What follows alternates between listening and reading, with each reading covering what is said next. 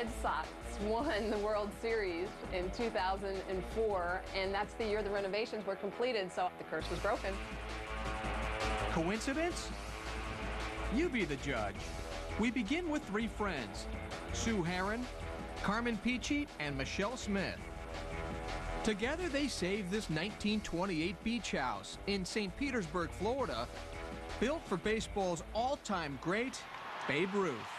The big talk is how Babe Ruth and all the guys before the spring seasons, they would play ball out here on the beach. And for me, it's almost like, you know, the Field of Dreams, and visualizing and seeing those guys is something very, to me, very touching. There was just something special about this house, and we really wanted to save it if we could. So for 8 months, builder Carmen brought his expertise.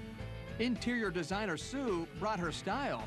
And Michele, the two-time Olympic gold medalist in softball, brought home the muscle, turning a crumbling cottage into the perfect seaside getaway.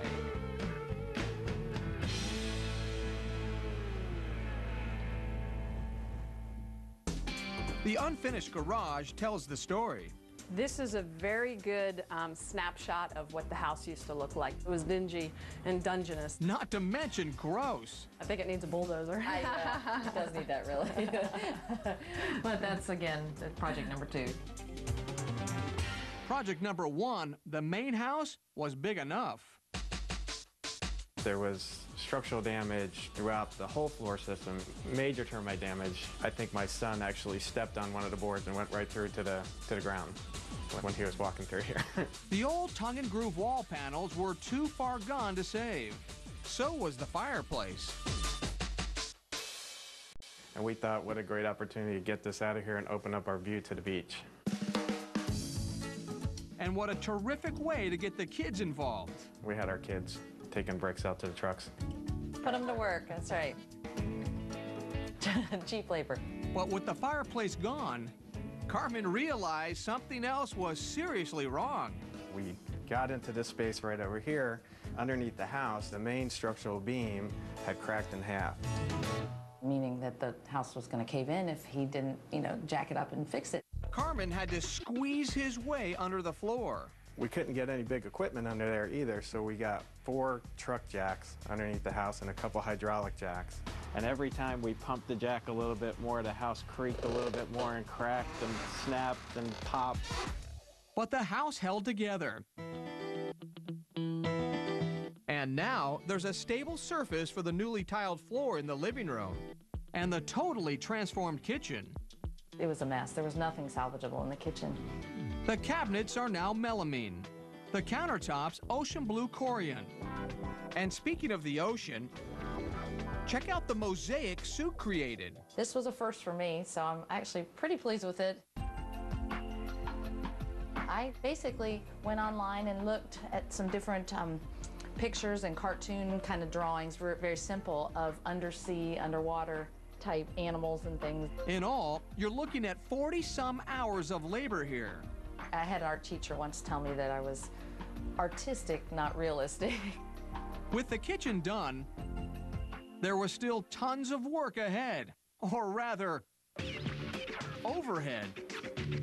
The upstairs was almost like a cave, and my children thought it was fantastic because they could almost hide in the middle of the day. It was so dark. They added a bedroom and bathroom and painted the paneling to lighten up the place. We didn't tell Carmen it was purple because he doesn't know anyway. So. It looks beautiful to me. It's all the same color. Carmen's colorblind. It's okay, it looks great. But the highlight of the second floor is underfoot. An incredible collage of scrap wood.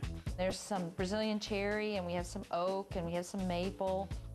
We had the children help us in a conveyor belt type fashion of carrying up the planks. There was hundreds of pieces, so it was quite a challenge. But after a long day of hauling, everyone could hang out here. I'm up on our new balcony. The most challenging and probably the most expensive part of the whole project. Adding the upper deck meant ripping off the roof and bringing in sliding glass doors to replace the one tiny window. But hey, you can't have a beach house without a view of the beach. With the main reno done, the garage is the final frontier. Work begins in just a couple of months. And according to the previous owner, the Bambino left a little treasure behind. Somewhere in this garage, underneath this mess, there's supposed to be a handprint of Babe Ruth. Really, it was so much fun. Just being able to restore a house, especially a historical house like this, has been a privilege and an honor. I think it was a great experience for me, especially with my two partners that we grown to love so much. I would do it again in a second.